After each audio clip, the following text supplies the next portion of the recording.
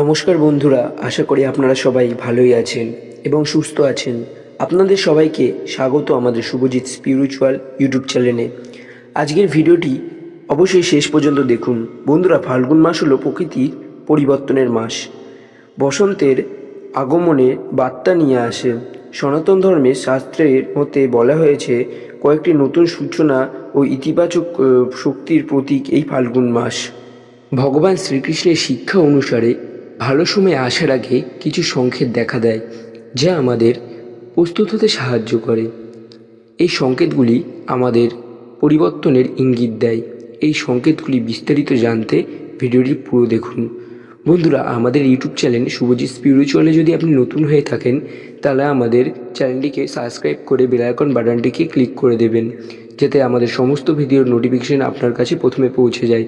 আর ভিডিওটি ভালো লাগলে ভিডিওটিকে একটি লাইক করে দেবেন। আর আপনি যদি ভিডিওটি ফেসবুক পেজ থেকে দেখে থাকেন, তাহলে ভিডিওটিকে লাইক করে আমাদের চ্যানেলটিকে ফলো করে দেবেন। প্রথমত, আধ্যাত্মিক উন্নতির সংকেত। বন্ধুরা, ভালো সময় আসার আগে মানুষের মনে এক ধরনের চেতনা জাগ্রত করে। এটি কয়েকটি প্রকার উপায়ে প্রকাশ পায়। 1. শান্তি ও ধৈর্যের বৃদ্ধি। বন্ধুরা, জীবন কঠিন হলেও মনে এক ধরনের শান্তি সঞ্চারণ হয়। এটি ইঙ্গিত দেয় যে কষ্টের দিন শেষ হতে চলেছে। নেতিবাচক শক্তির প্রভাব কমে যায়। বন্ধুরা, যেসব ব্যক্তিরা আপনার জীবনে ঝগড়া, বিবাদ, দুঃখ, কষ্ট সৃষ্টি করেছিল, তারা সরে যায়। নম্বর, ঈশ্বরের চিন্তায় মনোযোগ বৃদ্ধি। শ্রীকৃষ্ণ বলেছেন, যদি কোনো ব্যক্তি ঈশ্বরের ভক্তি আসন্ন হয়, তাহলে ভাগ্য পরিবর্তন খুব শীঘ্রই হতে চলেছে। ফাল্গুন মাসে প্রকৃতির রং পরিবর্তন হয়, যেমন মানুষের মনও নতুন কিছু গ্রহণ করতে প্রস্তুত হয়। যদি কোনো ব্যক্তি অনুভব করে তার মনে আধ্যাত্মিক শক্তি সঞ্চারিত হচ্ছে, এটি ভালো সময় আসার প্রথম সংকেত। দ্বিতীয়ত, বাধা পরীক্ষার বৃদ্ধি। ভালো সময় আসার আগে জীবনে প্রচুর বাধা ও পরীক্ষার সৃষ্টি করে। ভগবান গীতায় বলেছেন, পরীক্ষা ছাড়া কেউ উন্নতি করতে পারবে না। ফাল্গুন মাসের আগমনে এই সংকেত স্পষ্ট হয়ে ওঠে। অপ্রত্যাশিত সমস্যার সৃষ্টি।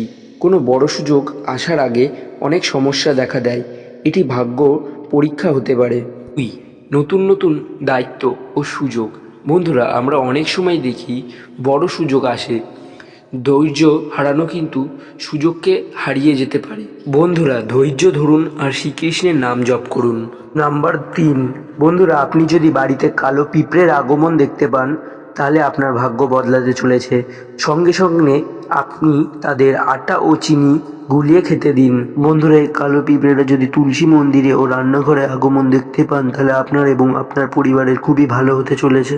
বন্ধুরা, যদি আপনার পুজো দেওয়ার সময় চোখে জল আসে বা শরীরে কোনো কম্পন অনুভব করেন, তাহলে ভাববেন ভগবান আপনার ভালো দিন খুবই তাড়াতাড়ি দিতে চলেছে। বন্ধুরা, এখনও যদি আমাদের ভিডিওটিকে আপনারা লাইক না করে থাকেন, ভিডিওটিকে অবশ্যই একটি লাইক করে দিন, কারণ আপনার ভালো সময় আসতে চলেছে। বন্ধুরা, তাছাড়া পুজো দেওয়ার সময় আপনি যেই ফুলটি ভগবানকে নিবেদন করেছেন, সেটি যদি আপনার নিজের দিকে ফিরে আসে, বা আপনি যেই প্রদীপ জ্বালিয়েছেন সেটা যদি প্রদীপের শিখা যদি সোজাসুজি জ্বলতে থাকে, তাহলে ভাববেন ভগবান আপনার ওপর অত্যন্ত সন্তুষ্ট হয়েছেন। কিন্তু বন্ধুরা, যদি প্রদীপ জ্বালানোর সময় প্রদীপ কোনো কারণে বারবার নিভে যায়, তাহলে এটি অত্যন্ত অশুভ বলে গণ্য করা হয়।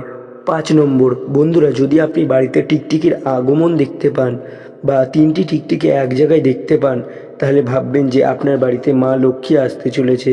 তাহলে আপনার বাড়িতে মা লক্ষ্মীর আগমন ঘটবে।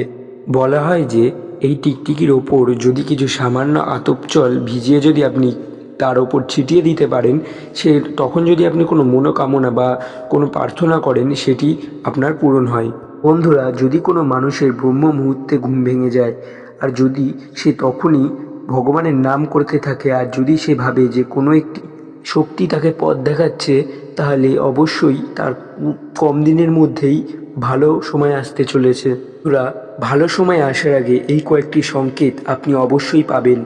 যদি আপনি এই সংকেতগুলি আপনার মধ্যে দেখতে পান, তাহলে অবশ্যই গত কিছুদিনের মধ্যেই আপনার ভালো সময় আসতে চলেছে, এবং আপনি ঠাকুরকে ডেকে যান, ঠাকুরের নাম করে যান।